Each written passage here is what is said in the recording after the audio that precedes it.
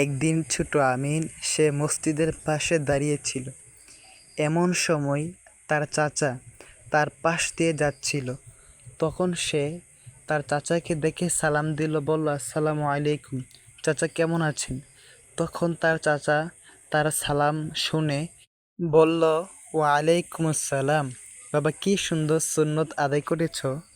আমিন জিজ্ঞাসা করল, চাচা সালাম দেওয়া এত গুরুত্বপূর্ণ কেন? চাচা বলল, আমাদের প্রিয় নবী হযরত মুহাম্মদ সাল্লাল্লাহু আলাইহি সাল্লাম সব সময় সালাম দিতেন। সালাম দেওয়া আমাদের প্রিয় নবী হযরত মুহাম্মদ সাল্লাল্লাহু আলাইহি সাল্লামের সুন্নত। সালাম দিলে আল্লাহ রাব্বুল আলামিন আপনাকে ভালোবাসবেন, আপনার জীবনের গুনাহ মাফ করে দিবেন।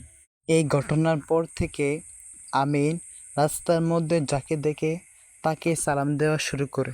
এই ঘটনা হতে আমাদের শিক্ষা হলো, বেশি বেশি সালাম দিলে আল্লাহ রাব্বুল আলামিন খুশি হবেন এবং কি আমাদের প্রিয় নবী হযরত মুহাম্মদ সাল্লাল্লাহু আলাইহি সাল্লামের সুন্নত আদায় হবে।